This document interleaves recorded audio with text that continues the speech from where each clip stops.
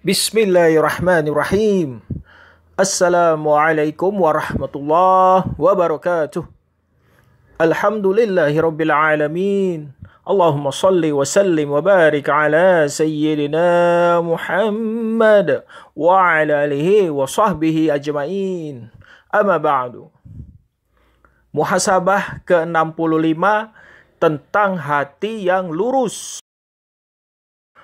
Guruku pernah berkata, ketahuilah, hati yang lurus itu adalah hati yang mengenal Allah Azza wa Jalla dan menolak segala yang tidak ada kaitan dengan diri Allah Ta'ala.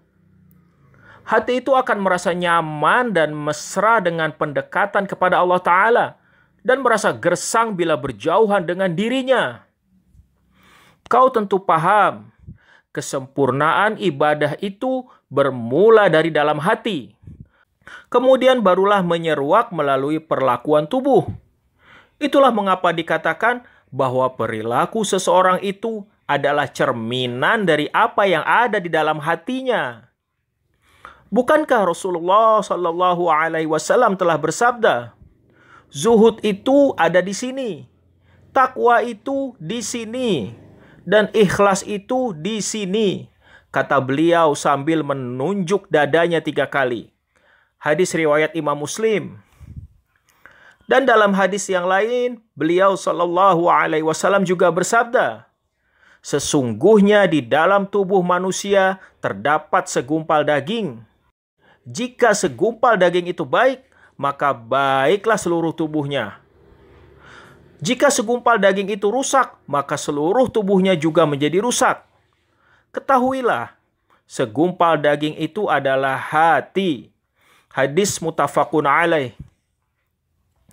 Nah, jelaslah sudah bahwa jika hati itu lurus, maka mulai dari apa yang keluar melalui mulutnya, yakni segala yang dibicarakannya adalah suatu kebenaran dan mengandung kebaikan, sehingga tidak ada yang meragukannya apalagi menolaknya.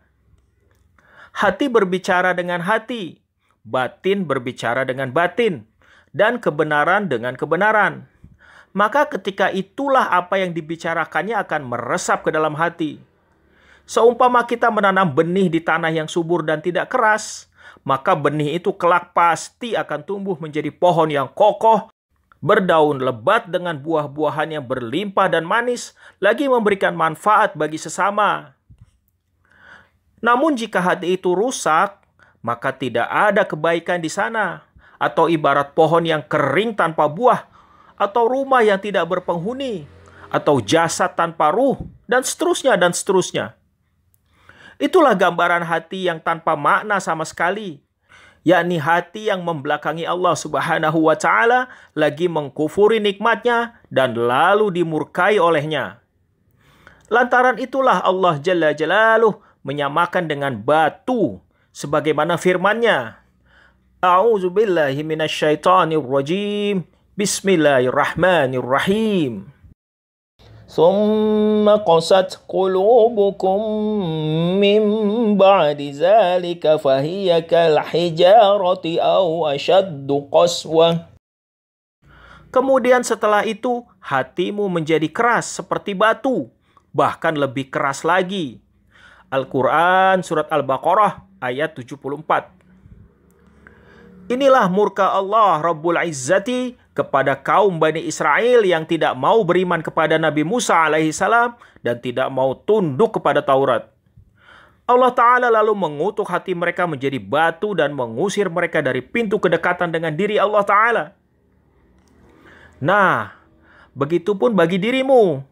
Jika engkau tidak mau mengamalkan apa yang telah diperintahkan oleh Allah Ta'ala dan Rasul-Nya, maka kelak Allah akan murka kepadamu, hingga hatimu menjadi keras, dan lalu menghalaumu dari pintu kedekatan dengannya.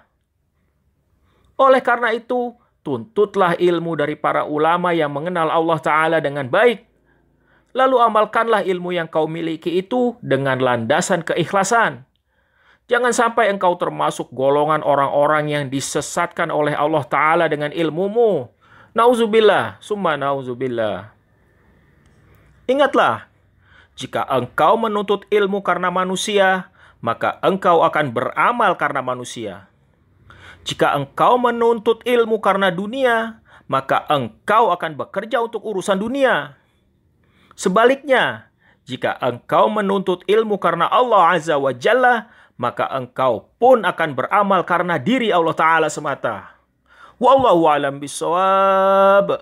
Masya Allah. Hasbunallah wa ni'mal wakil. Ni'mal maula wa ni'man nasir.